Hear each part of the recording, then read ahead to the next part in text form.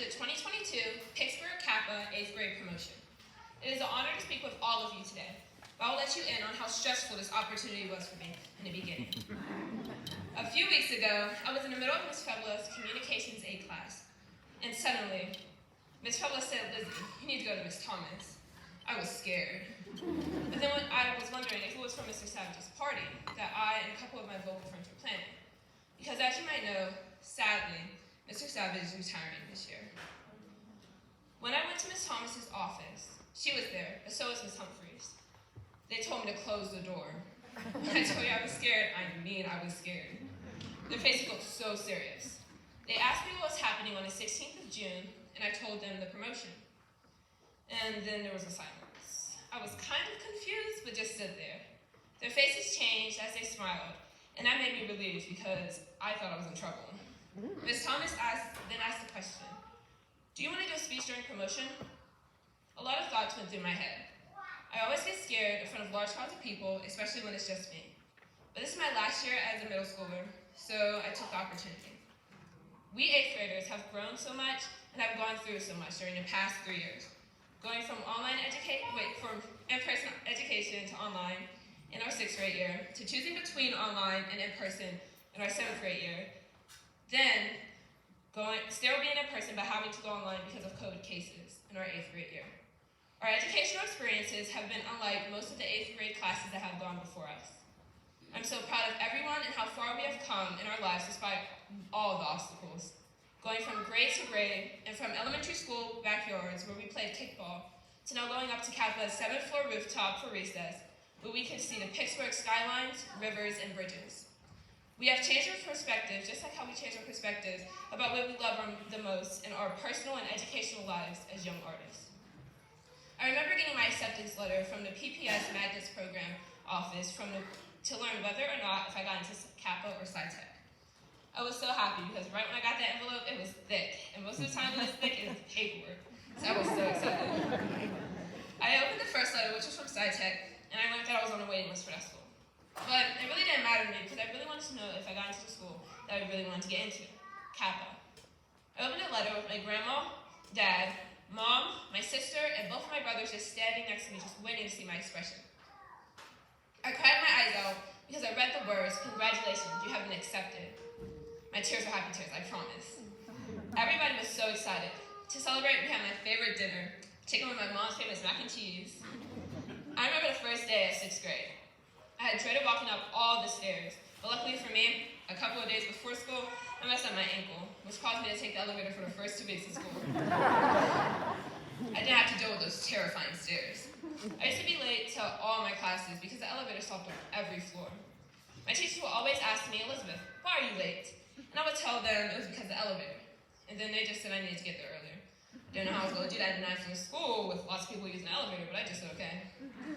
As soon as my ankle healed up and I couldn't use the elevator, I had to begin climbing the stairs with everybody else. When I tell you it hurt so bad, I mean it. I was out of breath, my legs hurt so badly, I didn't even know I was that out of shape.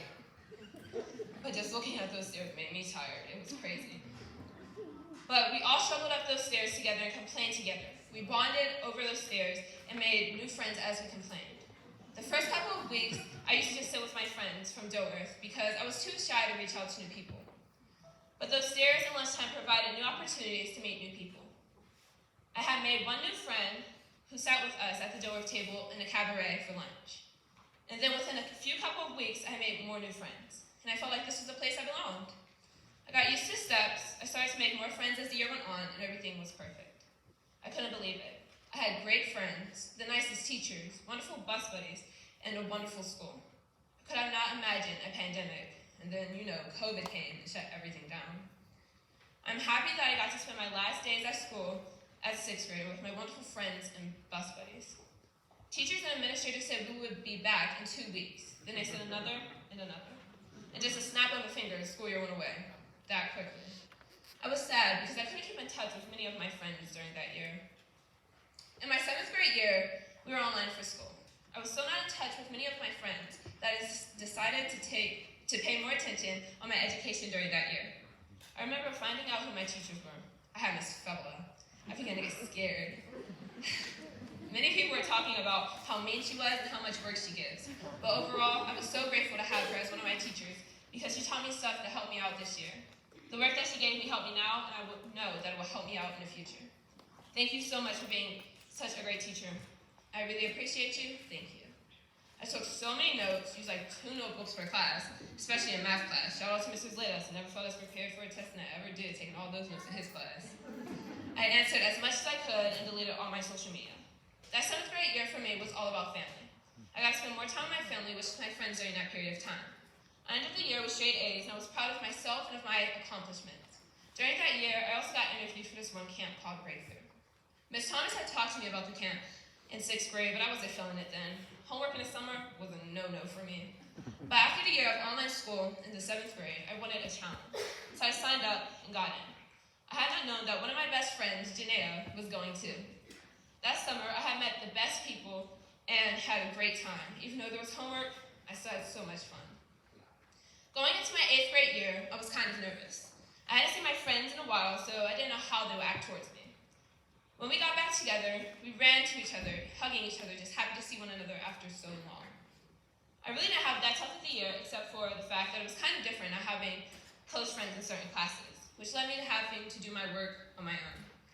But now I can see how that has helped me to become independent in my judgments and choices, and how that is a part of growing up to become a better person.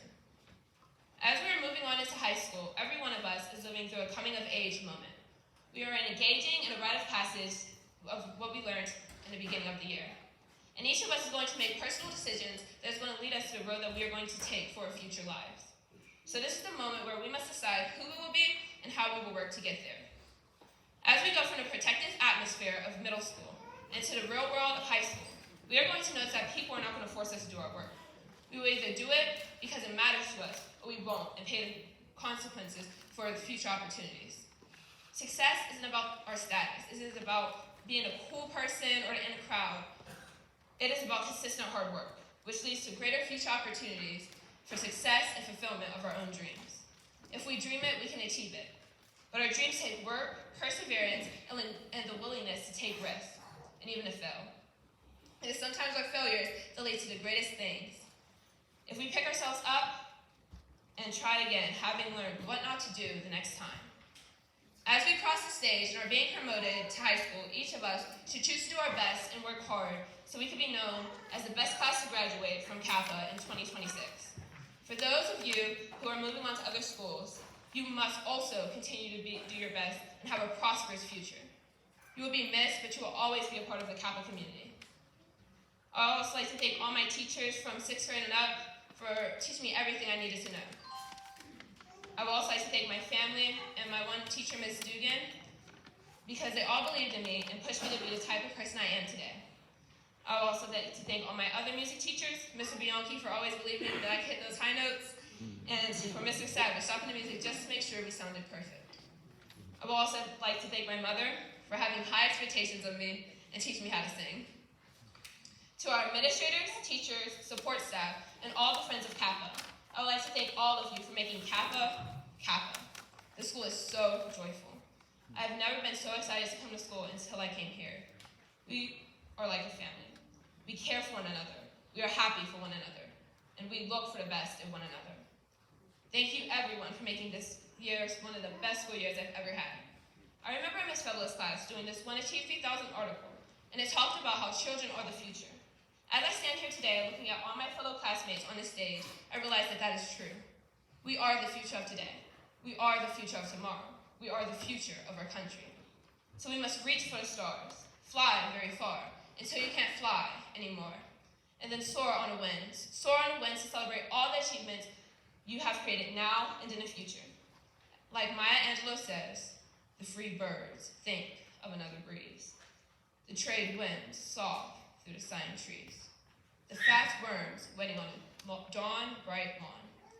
Name the sky your own. Thank you.